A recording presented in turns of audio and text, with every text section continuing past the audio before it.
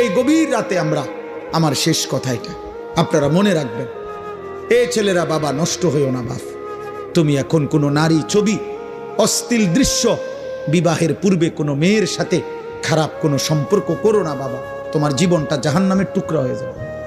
ওই দেখেন, এই বেয়াদব দেখেন, কাকে বলে, মানুষকে বলে না, ছাগলেরে বলে, কোনো খবর নেই, সে তার কাজে আছে। এই হলো গাদ্দার, এই হলো আহাম্মকদের। বললাম না আমি, এটা এই মোবাইলের প্রচন্ড আসক্ত যেগুলো, এদের ব্রেনে কোনো কাজ করে না, এরা প্রতিবন্ধী। হ্যাঁ, বাস্তবে এরা কোনো পাক নাফাক, ভদ্রতা, আখলাক, উচিত অনুচিত বুঝে না।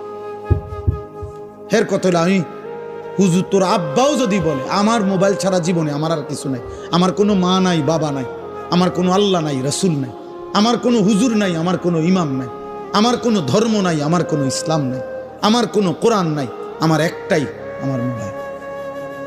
নারী ছবি, উলঙ্গ দৃশ্য, জিনা, ব্যভিচার, অশ্লীলতা, বেহায়াপনা, উল্লাস, মদ, জুয়া, এই জীবন আমার, এই জীবন।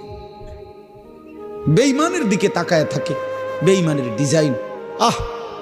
মুসলমানের ঘরে জন্ম নিয়া 16 বছর বড় হইলি বেটা, মুসলমান মা বাবার ঘরে চুল রাখলি বেঈমানের মতো বেটা, কাপুরুষ বেটা তুই বেটা। থু বেটা তোর কপালে বেটা, থুতু মারলাম তোর কপালে বেটা, তোর ওই বেঈমানের চুলে থুতু মারলাম বেটা। তোর বাপ তোকেই শিখাইছে এই চুল রাখা, তোর মা শিখাইছে বেটা। তুই বড়দি হইলি মার ঘরে, মুসলমানের ঘরে, তো বেঈমানের মতো চুল রাখলি কেন বেটা?